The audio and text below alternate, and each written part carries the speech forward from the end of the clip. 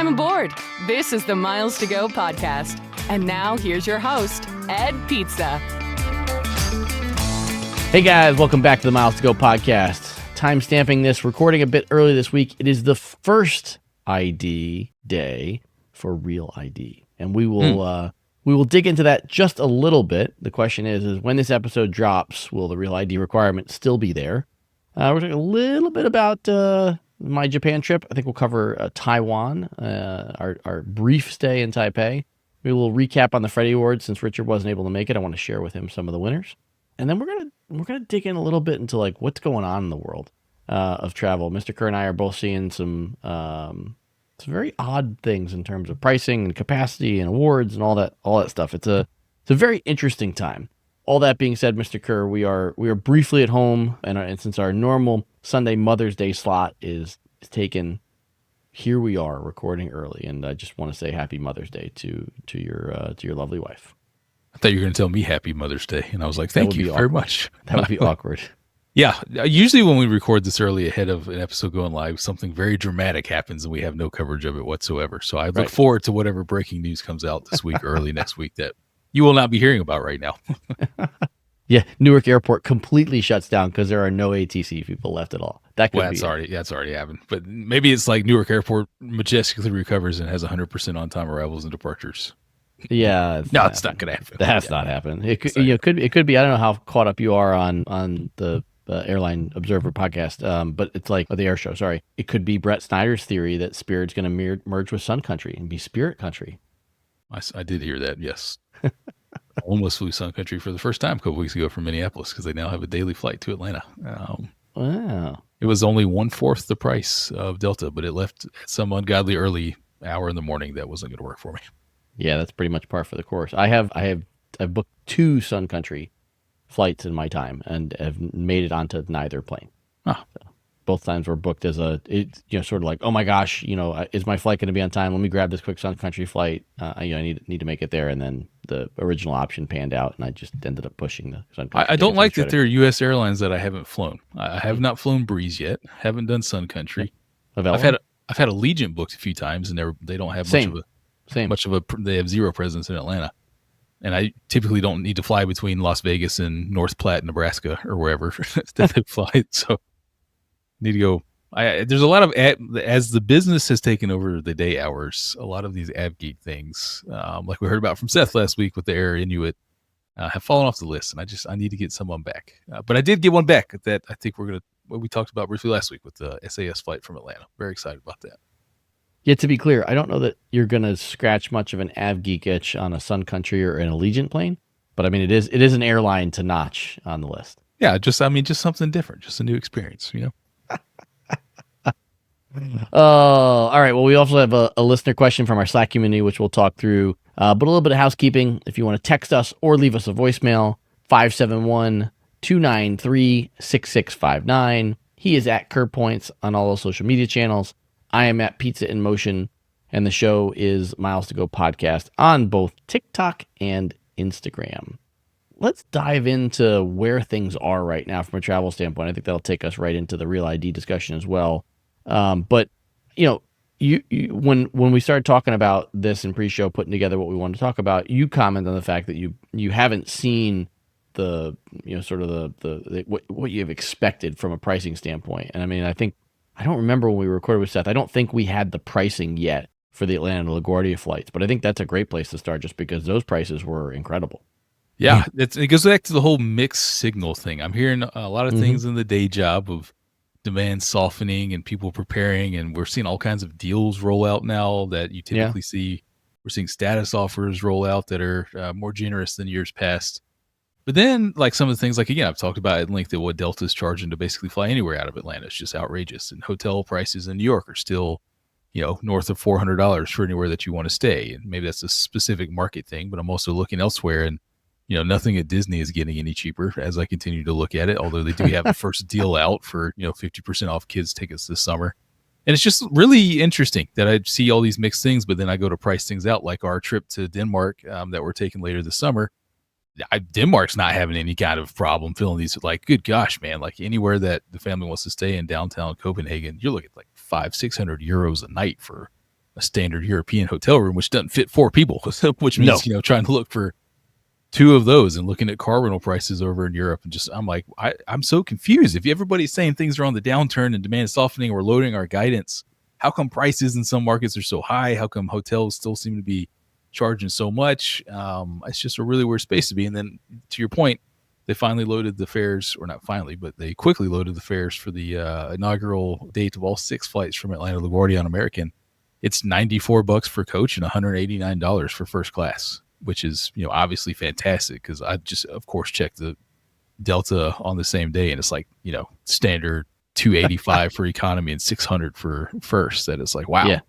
Man, it'd be great if this, things stay this way. I'm sure they're trying to make a little push entry into the market. We're obviously still months away, but what do you make of all of these mixed signals? I mean, we're getting unicorn alerts now from Thrifty Traveler for More than availability. One. Yeah, I mean, they had Qantas first class Dallas to Sydney. I haven't seen in forever. We obviously caught these SAS flights that have never been available. Flying Blue promo awards are out, and they're great economy deals. Same with Virgin programs. Seeing the Virgin pricing back. I mean, what are you making of all these mixed signals that we got?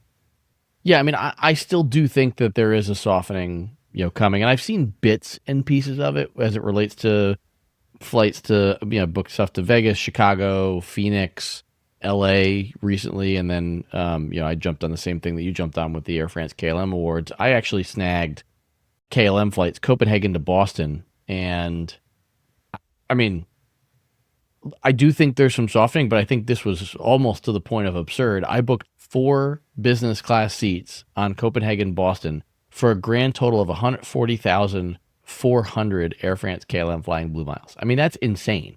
That's, and those were available for, dozens of dates in July. They went quickly, but they were there. And when was the last time you paid setting aside the incredible built transfers, when was the last time you paid 35,000 miles one way for a business class flight on an airline like KLM? Yeah, only the Virgin deals that we've caught. But besides that, anytime you're looking to go transatlantic the last 4 years, it's been, you're lucky if you get 80,000 United mile seat. That's going to be the cheapest that you can find out there. So, yeah, really interesting. The other thing, man, looking for our return flights, I search Alaska all the time now, because American through Alaska just has so much availability that can connect through Charlotte, 4 out of 7 days a week. I look for the summer and save every business class for 4 people. And I'm like, this hasn't existed in a long time. Right. Pretty sweet. And is that a sign of the times, or is this a loyalty program move? I just don't know what to make of it. Yeah, what I'm seeing in Vegas is a mixed bag. So for my next trip to Vegas, the prices themselves for hotel rooms are back to the legendary Resorts World pricing that I remember, the $140, $150 a night for the Comrade. But there are a handful of sold out dates. I don't know if it's concerts or stuff like that. I haven't looked in great detail. Stuff on the Strip still seems to be fairly pricey. I'd love to stay at the Venetian since that's where our construction project is, but it's almost $400 a night versus $130, $140 at Resorts World. That's an easy choice for me, for sure. Mandalay Bay, the other end of the Strip, is seeing rates down that range, low $100 a night sort of rates. So definitely seeing some softening there. Airline tickets collectively, Vegas, Chicago, LA, and Phoenix, I would say all of the tickets I booked recently were all a magnitude cheaper than what I had been seeing. I can't tell you the last time I saw a $600 first class ticket from Dulles to Vegas. And, the coach seats still haven't come down a ton. So there's only about a $200 difference between coach and first class right now on that route. I think some of that is, I don't know if you remember, we talked about it a handful of episodes ago, but they've added another nonstop to the route. So on some days, they actually even have 4 nonstops. And so definitely seen some price drops there. I don't know if that's due to the capacity on that route, but, I do the crazy Chicago, the Vegas to Chicago flights at times. Those have come down about $150, $200 in price, the last 2 of those that I booked. So those are much more reasonably priced. I was paying $400 for coach on those flights, and now they're down to $250, $300. I'm seeing bits and pieces of softness, and then little things along the same lines of the KLM Flying Blue promo that we saw last week. It's very difficult for me to find flights to Halifax, Nova Scotia for my family, and I was able to find, sub 10,000 mile one-way tickets from Halifax to Philadelphia, 8,000 miles a ticket. Really?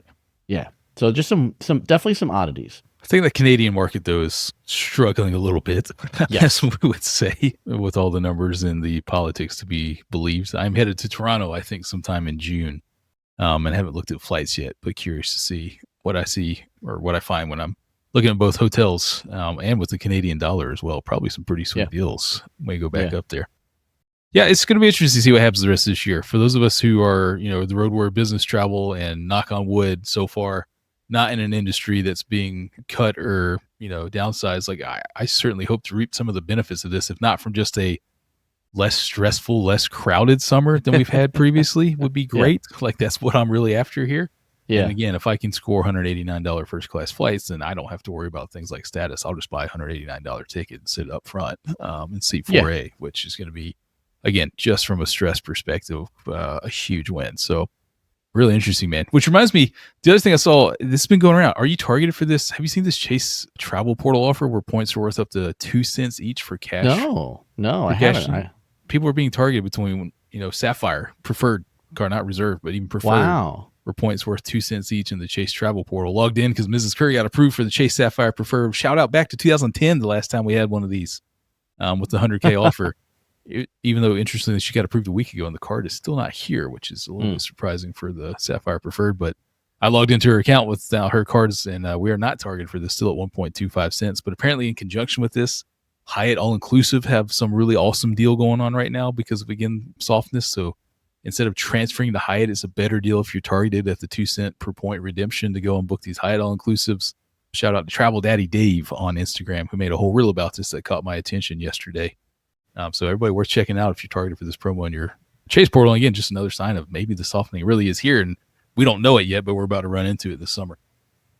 Yeah. Do you know, since I'm looking at this live, is it you targeted in Ultimate Rewards or on the Chase side of things where the credit cards are? In Ultimate Rewards, if you go there, it's got a little exclamation point with a circle that says points offer, and you click on it and it tells you whatever if you're targeted for it. But again, we weren't, so probably as new card holders. It would appear I have an existing Sapphire, and unless I'm missing it, I don't see it on my portal. So, just from a business side, my brain starts going 2 cents per point. How in the world are they affording that? That's so expensive. I would agree. That's why I was looking to see if I could click on it, because I'd back the truck up for something like that. I mean, I think, I continue to see, other things out there that give me some pause about what we're going to see coming down the pike here. But I think it's fair to say that there definitely is some level of softening. It's definitely lumpy, and I think we're going to continue to have to sort of figure out, where this goes and what we'll see next. For folks that are, I think that if there's a TLDR to this, it's for folks that are looking for trips, or if you have something booked, I think now is a great time to be double checking all your reservations to see if there's a cheaper option. And whether it's Thrifty Traveler or one of these other sites, keeping an eye on services like this, man, there are more deals out right now than at any time I can recall since COVID. And so I just think it pays to have your antenna up to be looking for stuff. Yeah. And if anybody wants to bring back the blocked middle seat, maybe one of the only positives of COVID, let's do that again, because that was awesome. Right. No, the other positive was no cancellation or change fees too. So that's what we got out of it. So let's talk a little bit about RealID, and I'll just share with the audience. I think I told you about this, but it's been a blur of a week since Freddy's and all that other travel stuff. But I traveled last week to go to the Freddy's, and this was before RealID rolled out. I gave the agent my driver's license, which was not RealID compliant, and he reminded me that I need to have it, and then told me to take off my shoes. I had a lot of time. I showed up at the airport early. I knew I was playing a little bit with fire, but I was very respectful, and I said, I don't understand why do I have to take my shoes off? Was I randomly selected? And he just didn't say anything. He just sat there and stared at me. He didn't process the next person. He just kept staring at me. And so I go to start untying my shoes, but then I'm like, I don't understand, what's happening here? Am I being selected? Because I've never been selected for a random search like that prior to going through a metal detector in pre-check. And you had your white dad New Balances on that were tied super tight, so this was going to be a bit of a process for you. They're beige, but not beige, white. Yeah. Sorry, tied super tight, ready, locked in for safety reasons. You nailed it. So another agent came up to me and she says, "Well, did you give him a RealID?" I said, "No, I have my passport in my bag. I just gave him my driver's license." She goes, "Well, that's why you have to take your shoes off." And I look at her, and the guy's still staring at me. And I like, but Real ID hasn't gone into effect yet. She goes, doesn't matter. And so now I realize where I'm at. I'm like, but now I'm just curious. Again, not fighting anyone, not being sarcastic. I go, so if I gave him my passport, would I still have to take my shoes off? She goes, well, if it's a U.S. passport, you should be fine. So I pull the passport out of the bag, I hand it to him, and like I don't want to piss him off. So I go, does this mean I'm okay to not take? He runs the passport through, hands it back to me. He doesn't say a word. I go, does this mean I'm okay to not take my shoes off now? Still doesn't say a word to me. I'm like, this is so freaking weird. She then goes, yeah, you're fine. And so like, okay, I'm like, I don't know what that was. This is the nonsense that I think we're seeing everybody run into now of a deadline that's not a deadline, and now it's just going to be whatever that TSA agent wants that day. That day, yeah. And this was passed into legislation almost 20 years ago. Almost, yeah, 2005. 2005. Yeah. So 20 years ago. Yeah, just about. Yeah. And like, I don't have the full background on this because in 2005 I just finished high school. So that makes you feel it was a long time ago. But I mean, people were flying on fake IDs? I could go, I'm sure there's a Wikipedia page about this, but what are we even talking about here? It was derived from the 9/11 Commission. Like that was where it came from. And they felt like this was a step to help make travel safer. And I don't have a huge issue with it in general. I like the process is a little bit onerous in my state, but I think what we're seeing today, the first day of Real ID being rolled out, what we're hearing reports from, so like Summer, our friend at TPG, has said that they have people at the airport, and what they're seeing is that people are getting this big red sticker, and then they're being pushed into a secondary line, but they're not being barred from flying. Yeah, which means this is not really doing anything at all, except we as taxpayers have paid millions of dollars for red stickers that we're going to see for the next 3 years plus. Because they're not going to deny people for flying, or else this would just be an out-of-control political story. That's a disaster that the administration would get reamed on for making people miss their flights in 3-hour, waits at Atlanta airport. I did look up the Georgia state requirements. My ID, Mr. Pizzarello, is real compliance. So wow.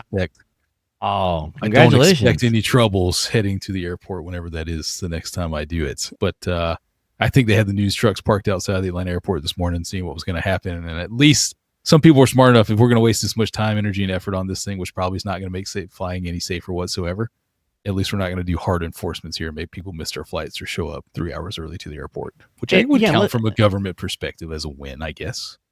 I don't want to overemphasize it, but I think it's a very sensible approach, and I don't think it's something that maybe necessarily I would have expected from any administration. I don't think it's like a Trump comment or a Biden comment. I just don't think the government makes nimble decisions like that. And I was in Chicago last week for the Freddie Awards. Clint and I were driving back from Hyatt headquarters, and we saw these lines for these, like a lot of the big urban centers now have like Real ID enrollment centers separate from DMV. And the line stretched all the way down a Chicago block, massive building as well, filled up inside, all the way down the block, and then turned a corner. So lots of people trying to get a Real ID.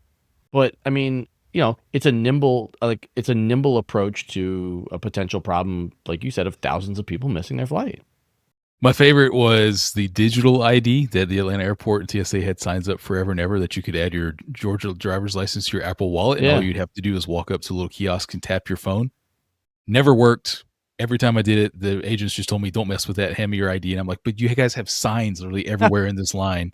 This finally went away and the little tap things never worked. And I was like, yeah, went exactly as expected. Like, yeah, I think, Gary's articles about just wailing on how ineffective the TSA is all the time. And, they miss 90% of their spot checks and has not made like it's just all of this just checks with chart. Like this is just a big farce, man. It's just a big waste of taxpayer money. But I look forward to those red stickers for the next 3 to 5 years. Yeah, and I'll close it on this bit. I think what's going to be really interesting for me, I'm not traveling this week. I'm traveling next week. You may fly before me. But here's what we need to, well, no, you're Real ID compliant. So I want to test this before I go get my Real ID. I want to see if touch-free works. Because in theory, I've given them all the information for touch-free, including a non-compliant driver's license to be part of touch-free TSA PreCheck, which you and I both love right now. Yep. So I am curious if I will get flagged through fine, because, they've never said anything to me. When I go through touch-free, they don't remind me that I don't have a Real ID. Surely biometrics are more secure than a piece of plastic that you get from the state, right? I don't disagree with you, and yet I am curious to see how touch-free will work. So Yeah. we'll see The how touch nimble free, it is. definitely the way to go at LaGuardia Terminal C with Delta. Nobody knows what that line is and they don't get in it. Same with Atlanta, except you have to remind them that it's not just for Delta. You can be flying the other airlines and still get in the touch free line. And actually, the place where it's actually saved the bacon my bacon the most this year, JFK T4. There's a touch free line that nobody knows anything about. Gets in the clear line will be out the side, the pre check line will be out the other side, and I can just walk up to the touch free line and be through in 30 seconds, and it's fantastic. Yeah, Las Vegas and Chicago O'Hare both have touch-free lines that are non-existent for anybody in line. So those are two great places. The Vegas hours are a little bit inconsistent. Chicago, it's been open every time I've been through O'Hare the past handful of months. So definitely a good handful of airports. And for folks that don't aren't familiar with this program, you have to enroll through an airline. So it's not something you can enroll through TSA, at least as far as I've been able to learn. But you'll get an option if you're flying through an airport that has touch free. You'll get an option in your your check-in process to opt in for touch free. So keep an eye for that the next time you travel. Where do we turn to next? We turn to Taipei, Mr. Taipei. Kirk. Yes, Taipei. Logically, that was obviously the next thing we were going to talk about. As one does. Have you been? Only for a layover. The only time that I have flown in the second deck of a 747 was a Delta 747 from Tokyo to Taipei, where I stayed for one night back in like 2013 or 14 from Japan. So that's my only time. I went into the city, slept, walked around for an hour, and then went right back to the airport because I was going who knows where back in the old crazy travel days. Yeah. So the Haneda Taipei line, one that do I have that? No, I have Taipei to Narita. So we flew into Taipei. That was how we were going to get over to the Star Wars convention in Tokyo. But we figured, why not take a day in Taipei just to explore? Because I had never been. We got one full day. Sadly, I waited too long to book the Grand Hyatt Taipei, which is supposed to be a really beautiful hotel. That being said, I don't think I minded too much for two reasons. One, there's a Hyatt Regency that's effectively attached to the airport. It's like a 4-minute train ride, one stop. That was very nice. And then with a morning flight, it was super easy to just wake up and go there. The downtown area in Taipei is a solid 45 minutes from the airport. So it was Hyatt Regency Taoyuan International Airport. I'm sure I didn't pronounce that correctly. Very nice hotel. Great welcome. As soon as we showed up, they took us up to the lounge to check in there. Rooms were really nice. I would say like right on the edge of Cosmopolitan, but everything very new, contemporary, clean, quiet. You couldn't hear the planes, all that stuff. So lots of positives about it. Breakfast, which I know we don't talk about much, probably the best hotel breakfast I've had for, at least 5 years. It had to be before COVID. So had all the American breakfast items or Western breakfast items, as you will imagine. So that was fine. Then a handful of Taipei specialties, a handful of Asian specialties, dumplings, lo mein. They would custom make a bowl of ramen for you. So a number of action stations. It was just a massive amount of food options. 40, 50, 60 different hot food options. It was crazy. There's nothing better than a lounge or breakfast experience in Asia compared to here in the U.S. Yes. Some Europe better than the U.S., but yeah, trying to compare a Hyatt Regency experience here in the U.S. versus anything you're going to run into in Eastern Asia, it's just not even close. It's always awesome.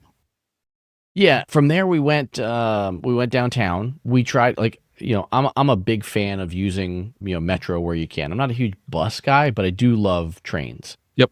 I'll be honest. It was a more complicated system than I was expecting.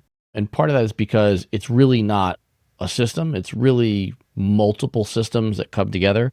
And so like if you think about Paris, for example, you can sort of move interchangeably between Metro and the RER pretty reasonably. It's not a hard thing to do. Here, there was 4 discrete systems that we ran into. And so that got a little complicated. So much so, like our one travel snafu of the trip was in Taipei. And that was, we took a high-speed rail train as one of the segments to get back to our hotel.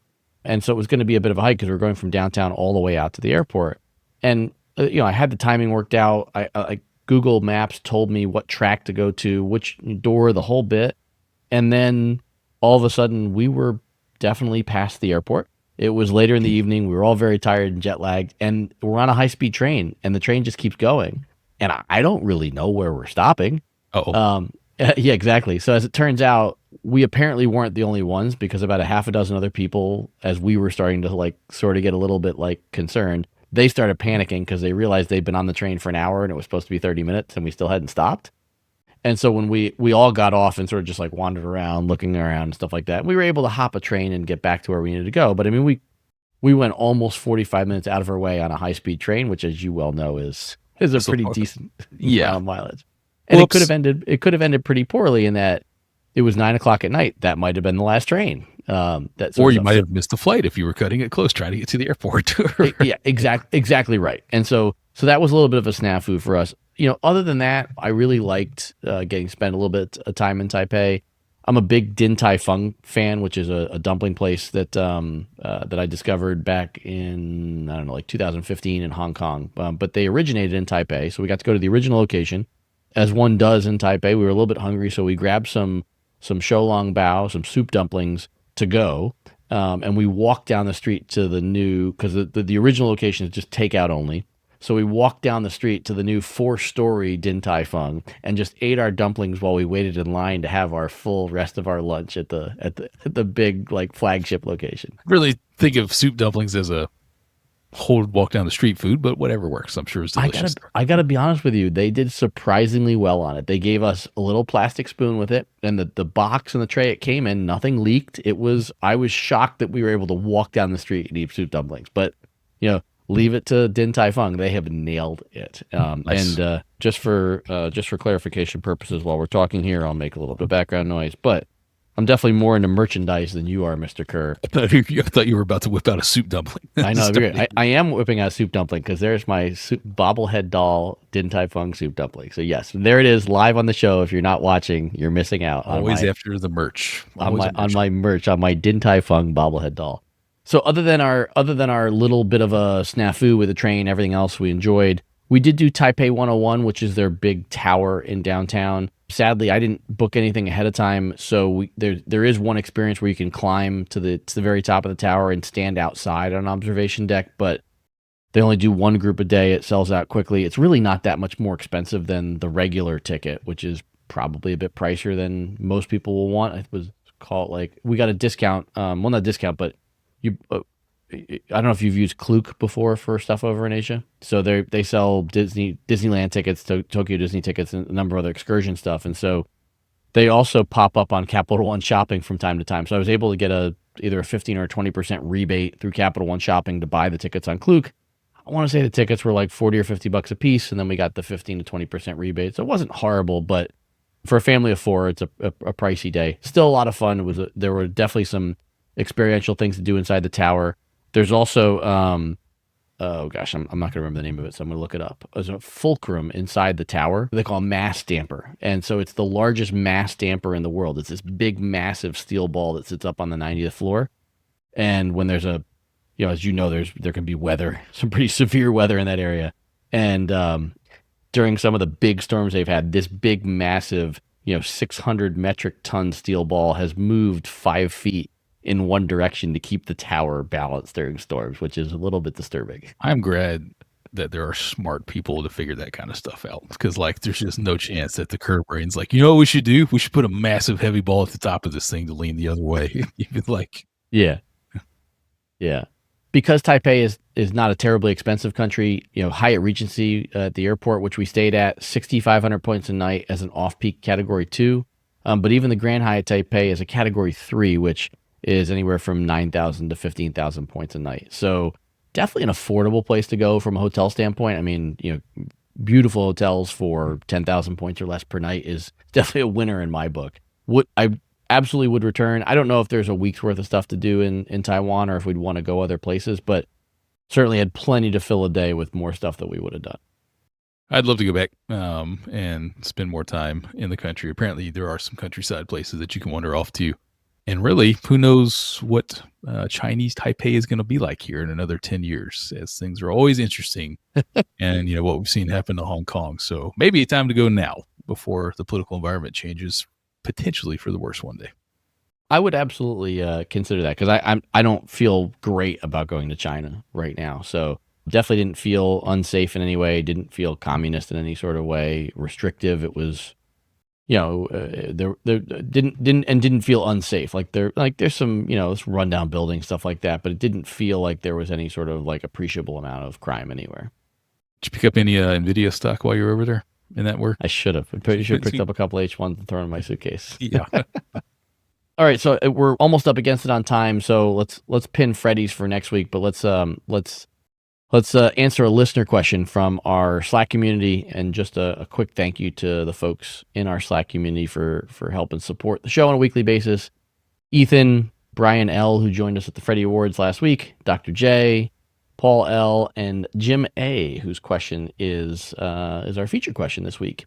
He says he's trying to help his wife, affectionately referred to, or help his spouse, his P2, with her trip to Rome later this year. They're visiting a friend in Marseille, and the one nonstop from Rome doesn't fly on the date that they need. Nearly everything has a tight stopover, but he was contemplating using Flying Blue Miles to connect in Amsterdam for his wife.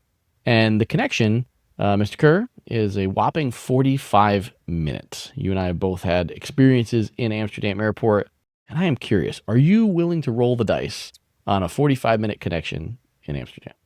I think so. If the next flight is not for like 6 or 7 hours, I would do it. So you'll get off your plane in Amsterdam. If you're transiting, you have to go through the main terminal to a connection area that goes, I assume they're connecting to another EU-based country there, or the Shenzhen area. You go through one passport check there, and they even have flights up on a TV screen that says if you're one of these flights, you can skip the line and go forward, and they'll bring you up to the front real quick and get it done. You're going to have to walk with pace because those are pretty long terminals. Yeah. And you're going to be starting boarding, 10 minutes after you land. So you're going to have to move at pace. But I do think in Amsterdam specifically it is doable versus some of the other large European hubs.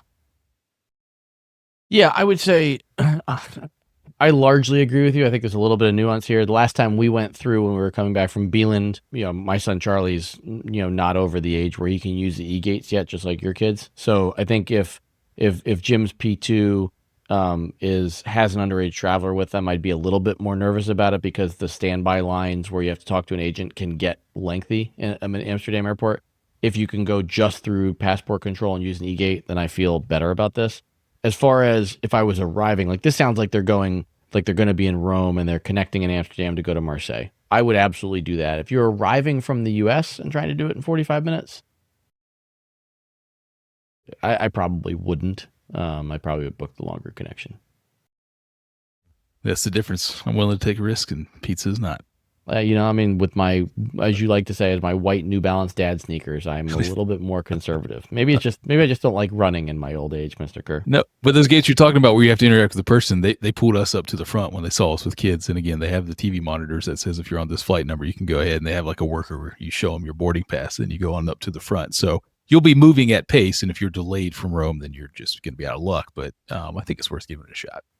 Yeah, the passport control gates, I agree. The gates I was talking about were, and I'm not quite sure why we ended up there. It might have been because I made a mistake. We ended up sort of at like the gates where you enter the airport if you were coming from Amsterdam. So we didn't end up sort of inside the Schengen area and just being able to use those passport controls where they have the shortcut gate. And we actually had to clear through one of those once we got through the e-gates area. So I don't know if it was something to do with Bieland Airport specifically, why we ended up there, but it was a little bit of an oddity when we were there, if I'm remembering the trip correctly. So if I just had to clear passport control, like you're talking about, I would take that chance. Coming from the U.S., I would be Mr. Conservative, white New Balance sneaker guy. Maybe you had too much Danish kroner still in your pockets. They were a little suspicious. Could be. All right, I think that's a good place to pin it this week. We'll talk a little bit more about Freddie Awards. We're going to talk a little bit about Tokyo when we connect again. Mr. Kerr, are you getting on the road between now and when we record again? I don't know. There's some potential, man, but I am enjoying a little bit of downtime here at home and staying off the road for a little bit. Been good for me, and I'll continue to just take it a little bit easy here for a few weeks, I think is the plan. Yeah. Okay. All right. Well, we've got our first test with our electric vehicle to see if I can find enough chargers to get down to Blacksburg and back to pick up our daughter. So that'll be interesting. And then I've got Vegas, Chicago for a long time next week. So I'll be gone for over a week. I guess I'm packing my microphone. So pack the microphone. Got a long one for next week. So you and I will be recording with me almost certainly on the road before we record again. Good luck. Don't do that Spirit nonsense of sleeping for 3 hours in the O'Hare Hilton and then flying home. Spirit Country.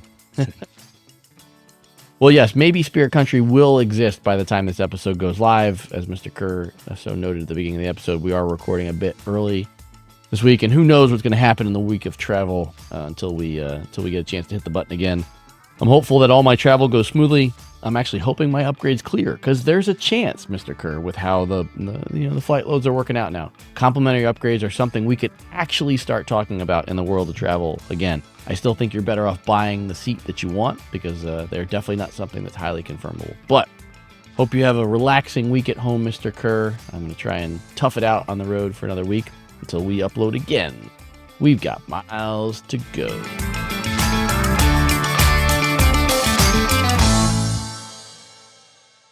Well, that's why I was saying that stuff, because the button wasn't pushed. Richard finally paying attention to the red light.